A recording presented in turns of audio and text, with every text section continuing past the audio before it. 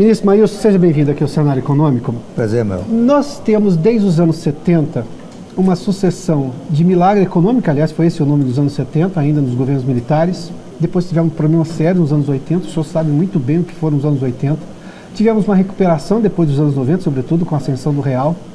E tivemos agora, de novo, um declínio da economia grave, nós estamos sofrendo esse declínio. Ou seja, o que foi alto mesmo de recuperação econômica, o que foi baixo foi decadente mesmo. Estamos vendo agora no nível de desemprego, na lenta recuperação econômica. Por que é que nós sofremos ciclos tão gigantescos de altos e baixos na economia brasileira? E a primeira pergunta já vem embutida a segunda. A gente consegue, neste país, programar o país, do ponto de vista econômico, por pelo menos 50 anos, como política de estadismo? Olha, eu acho que é possível, sim. E todo esse ciclo de altos e baixos tem suas explicações. O ciclo, o chamado milagre econômico, que vai de 68 a 73, tem uma explicação muito clara no conjunto de reformas feitas durante o governo Castelo Branco, que geraram uma onda de produtividade, e a produtividade é crucial para a geração de riqueza, para o crescimento e assim por diante, não é? As reformas a tributária, a reforma do mercado de capitais, a reforma do sistema financeiro, a reforma administrativa, a reforma do sistema financeiro da habitação, a reforma tarifária e por aí fora. Isso gerou um grande ganho de produtividade que foi acentuado com o processo de migração do campo para a cidade. Em todos os países que isso ocorreu, há um ganho espetacular de produtividade, porque o homem sai do campo operando numa área de baixa produtividade para outra onde a coisa está mais organizada e ele se torna mais produtivo, não é? Só que no Brasil a gente nunca se acostumou a avaliar a efetividade das políticas, e naquela época nós começamos a cometer alguns erros. Prolongamos desnecessariamente a estratégia de substituição de importações como alavanca do crescimento, e tivemos alguns azares. A crise do petróleo nos apanhou num momento muito difícil, né? O país produzia muito pouco de petróleo, foi uma pancada nas contas externas. Em seguida veio uma crise da dívida externa, em seguida veio um processo hiperinflacionário, a transição do regime militar para o regime civil, para um novo regime político, não é? De mais liberdade, e vendeu-se a ideia de que a democracia seria a solução de todos os problemas, não é? E tivemos o efeito da Constituição.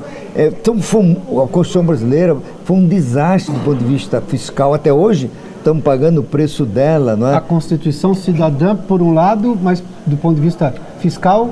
Um desastre.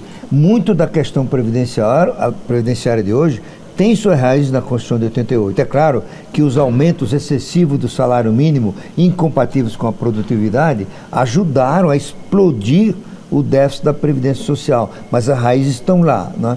O que eu acho é que, nesse período todo, a democracia ela teve um papel crucial no que parece ser uma nova realidade, ou seja, a disseminação das ideias, o debate, isso tudo foi criando a percepção dos nossos desafios, né? Eu acho que poucas pessoas hoje não concordam que temos que mudar o sistema tributário por algo muito mais racional. O Brasil tem que enfrentar essa realidade, porque sem a qual nós vamos ficar para trás. Porque o Brasil tem que ingressar no mundo novo da tecnologia e das redes globais de valor, e ele não faz isso sem ter uma economia mais aberta. E uma economia mais aberta pressupõe um sistema tributário compatível com essa abertura. Isso nós não temos. E por que o sistema tributário não avança? Porque boa parte dos críticos, quando vai para o governo, sobretudo na Receita, fica mais conservador. Aliás, essa é uma frase do presidente Fernando Henrique Cardoso, né? Ele diz que o sujeito fica liberal fora, mas chega no governo, olha para aquelas contas e fala: como é que eu vou perder essa fonte de receita que já está garantida, porque a legislação obriga aquele pagamento tributário. Por que a gente não consegue mudar lá, no seio do governo? Eu diria porque não é só no seio do governo. O sistema tributário tem problema mais sério nos estados, né? Porque esse é um problema da Constituição de 88 também. Ela liberou geral para os estados administrar o ICMS. Isso foi uma catástrofe. Hoje nós temos 27 legislações diferentes de ICMS. As regras do ICMS... E gerou guerra fiscal tempos atrás. A guerra fiscal, isso gera ineficiência no global, embora beneficie alguns estados em particular. O ICMS muda suas regras no país inteiro 70 vezes por semana. Esta é a principal fonte de ineficiência do Brasil. Para fazer uma reforma tributária para valer, Piotr, nós temos que enterrar esse sistema, fazer um novo, não é? Que é mais ou menos o que a gente fez em 65 com a reforma tributária do Castelo Branco naquela época, né? Nós temos que caminhar para um sistema tributário que seja semelhante ao do que todo mundo adota. 150 países adotam um sistema de imposto sobre valor agregado único, arrecadado pelo governo central e repartido de forma automática por todas as unidades do país e da federação, né? Qual é a dificuldade? Porque os governadores não vão concordar com isso. Você precisa de uma liderança transformadora, convincente, que possa mostrar para os governadores, olha, se nós continuarmos com esse sistema, nós vamos todos juntos para o buraco.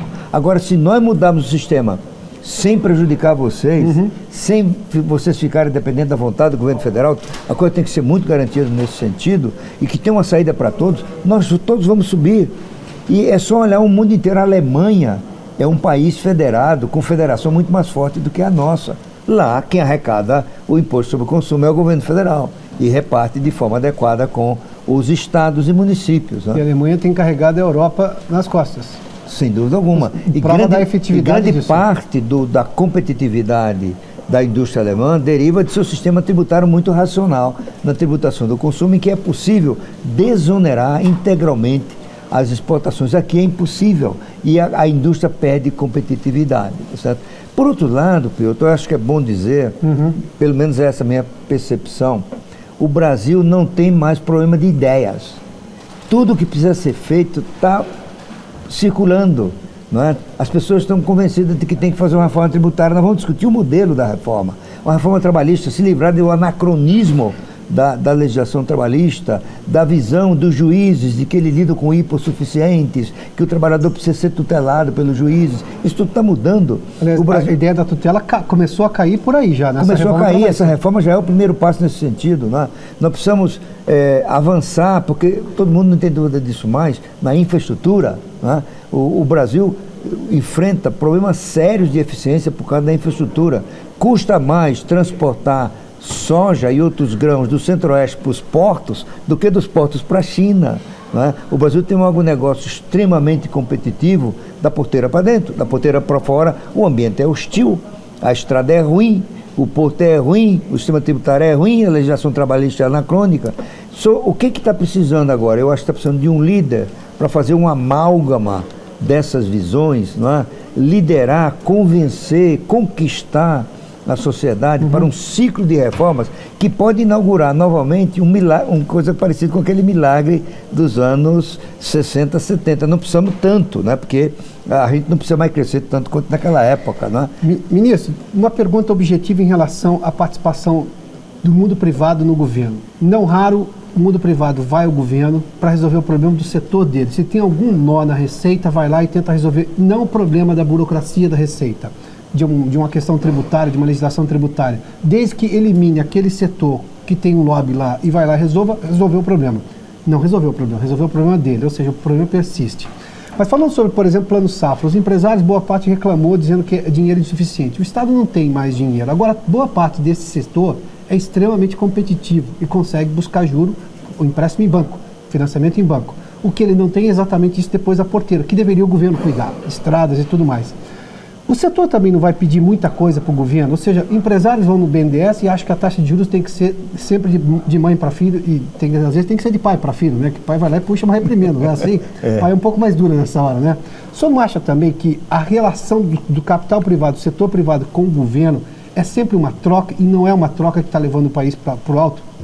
Olha, eu tendo a concordar muito com você, porque grande parte do setor empresarial e suas associações defende medidas lá em Brasília, não é? É mais legal ir para Brasília e conseguir juros subsidiados do que cuidar da eficiência de suas empresas em muitos casos, né? E isso também está mudando, porque o governo começa a reagir a isso. Você está vendo o debate agora dessa taxa de juros de longo prazo que vai se chamar TLP. A TJLP é um instrumento que concede benefício a um grupo de empresas, muitas delas poderiam se financiar no setor privado, transfere para o setor privado uma montanha de dinheiro. O governo fez agora um cálculo, nos últimos 10 anos, entre os subsídios explícitos e implícitos no crédito, foram mais de 700 bilhões de reais. Isso é muito mais, várias vezes, 2 vezes ou mais, do que o país gasta com Bolsa Família. Para quê? Para viabilizar, às vezes, indústrias que não sobreviveriam sem esse benefício. Isso puxa a produtividade para baixo, porque um sistema econômico dinâmico é aquele em que as empresas nascem, morrem, prosperam, desaparecem, né? A chamada destruição criativa de um economista austríaco, Schumpeter, né? Aqui no Brasil, nós temos que matar esse processo, né? De que o empresário tem que ir para Brasília, porque é bom que ele vá, mas para discutir questões mais amplas, não benefícios particulares para o seu segmento, para suas empresas, né? Questões estruturais, ou seja, questões estruturais de logística e não conjunturais do setor dele especificamente, é exatamente, isso? Exatamente. Porque ao fazer isso, né, aí foi pior, é bom que se diga isso, né? Tem a época do controle de preços que eu estava lá, você tinha uma romaria permanente de deputados e empresários lá para requerer um aumento do preço do seu produto. Felizmente nos livramos disso, mas é preciso que as associações, na minha percepção, e eu lido muito com essas pessoas no Brasil, a evolução é enorme do que está acontecendo. Aqui e acolá você ainda tem segmentos do empresariado que publicamente tem a coragem de dizer que tem que manter a TJLP. A gente viu isso recentemente. Publicamente, né? Publicamente. E se você olhar, o governo publicou uma coisa muito didática, 10 razões porque você tem que se livrar da TJLP. Inclusive, uma muito importante, que é permitir a redução da taxa de juros estrutural, porque esse subsídio termina sendo um sistema de transferência também do setor privado, ou seja, para ter juro mais barato para um grupo de pessoas, os juros são mais caros para o resto. Exatamente. Certo? Então, não tem razão para o Brasil não enfrentar essa questão. Os juros são muito altos no Brasil, porque tem distorções como essa da TJLP, que ela beneficia um segmento e influencia a taxa de juros, porque a ação do Banco Central não se transmite a toda a economia, como deveria ser, mas apenas uma parte. Deixa eu te dar um exemplo prático. Imagina um sistema hidráulico, que você tem que levar água para uma caixa d'água. Uma parte disso está entupido, que é o crédito direcionado do BNDES e de outros segmentos. A taxa de juros do Banco Central não influencia esse segmento. Então você tem que jogar a água só por um canal, porque o outro está entupido. Então a força da bomba tem que ser o dobro. Claro. Né? O Brasil tende então a ter uma taxa de juros, por força dessas distorções, que tende a ser o dobro do que deveria ser. Portanto, a criação da TLP, que vai contrariar muitos segmentos empresariais, é um primeiro importante passo para o Brasil caminhar para ter uma taxa de juros estrutural decente, civilizada. Ministro, rapidamente, uma última pergunta. O senhor crê numa recuperação ainda este ano e de um vigor maior em 2018? Eu acho que a recuperação já está acontecendo, eu acho que muito medíocre, vai crescer 0,3 esse ano, é a nossa projeção, mas no próximo ano pode chegar perto de 3, não é?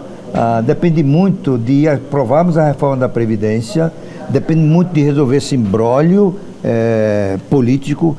No meu cenário, o presidente Temer permanece até o fim. Estou convencido que é a alternativa de menor custo para o país, não é? E nós vamos ter um ano de 2018 com um ambiente econômico ainda trôpego. 2,5 é pouco para o Brasil, 2,8 também, não é? Mas um ambiente tranquilo para uma eleição ocorrer de forma absolutamente competitiva, e daí nós elegemos o líder que vai nos levar, pelo uso dessas ideias, pelo amadurecimento das soluções, para um outro patamar da economia brasileira a partir de 2019.